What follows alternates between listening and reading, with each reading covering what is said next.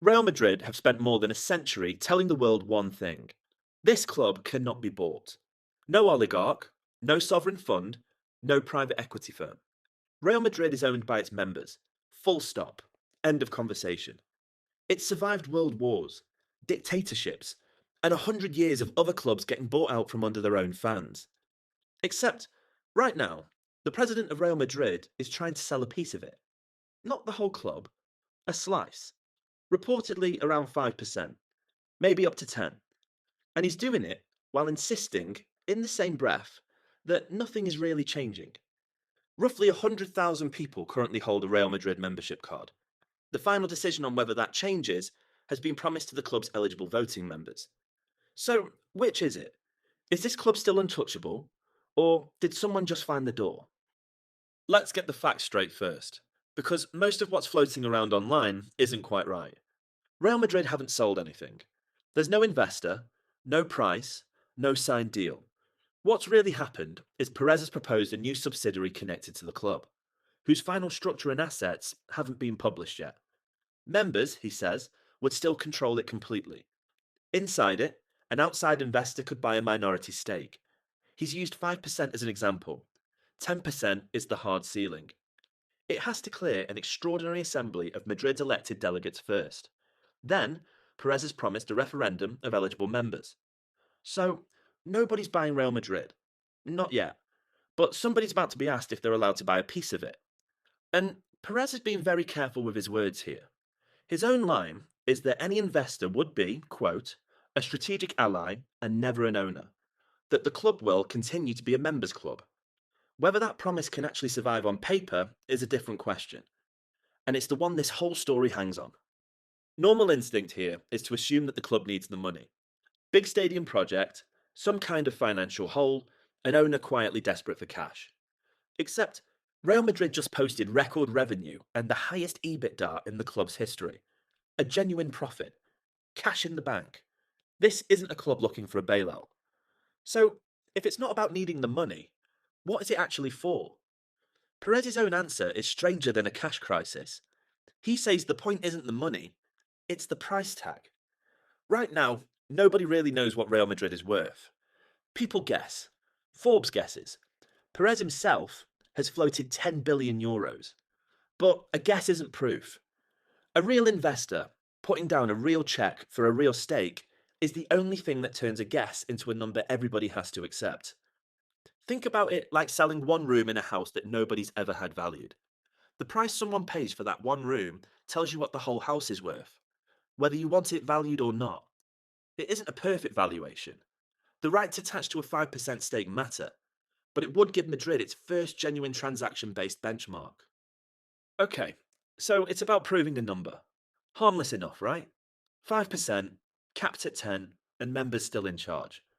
Except, here's the part that should make you sit up. Once you sell any piece of Real Madrid to an outsider, you've done something that has never happened in over 100 years of the club's history. You've created a price. And a price, once it exists, doesn't just disappear after this one deal. It becomes the reference point for the next one. 5% today quietly answers the question of what the next 5% might cost tomorrow. Perez isn't just selling a stake, he's opening a door that's never existed before. The size of the gap matters less than the fact that there's now a gap at all.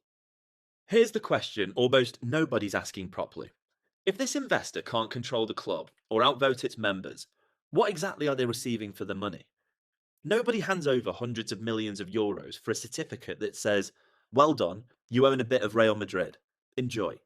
There has to be a return somewhere. Dividends, maybe. Some kind of exit built in. Rights nobody's published yet. The honest answer is we don't know. Because no term sheet, shareholder agreement, or detailed investor rights have been published yet.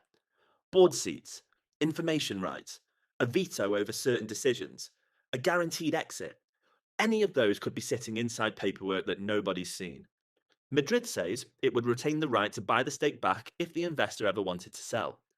Even that detail tells you that this was built with an exit in mind before the deal's even signed. Whatever the answer is, it's not a small gap. Until those rights are published, nobody can judge whether this is really a symbolic investment that Perez says it is. But the investor isn't the strange part of this story. The members are. Because buried inside Perez's plan is something much bigger than an outside investor. He wants to give the club's members actual economic rights. Real, tangible value attached to their membership for the first time ever. At a purely hypothetical €10 billion valuation, 95% divided between 100,000 members would represent about €95,000 each. But nobody's receiving that money. We don't know whether these rights would be equal, transferable, or individually cashable. What we do know is that the questions this creates. Can that value be inherited? Can it be sold? Could someone, over enough generations, quietly accumulate pieces of what used to be pure loyalty? And what happens to the next generation of members joining after the cut-off, if the economic rights were only ever meant for the members who got there first? Real Madrid membership has always carried identity, influence, and voting rights. What it has never carried is a personal financial asset. Perez's plan might turn that into one. Those are two very different things to hand down to your kids. For an ordinary member, day one of this plan changes almost nothing. Same rights, same vote, same membership card. It's what that card might quietly become 10 or 20 years from now that nobody's actually answered yet. Not everyone at the club thinks this is a good idea. Not even close. Enrique Riquelme made opposition to the reform a central part of his campaign against Perez, and he still walked away with 35% of the vote. That doesn't mean every one of those votes was about this specific proposal, but it shows resistance to Perez on this exact issue, and it's not insignificant. His argument isn't complicated either. Today it's 5%, with safeguards attached and promises made. The real question is whether those safeguards survive contact with whoever comes next. Step back, and the real tension in this story isn't Perez. It's whoever comes after him.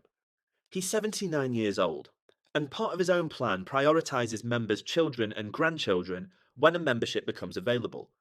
Whatever else this reform is, it's also one man trying to lock in how this club gets run long after he's no longer the one running it.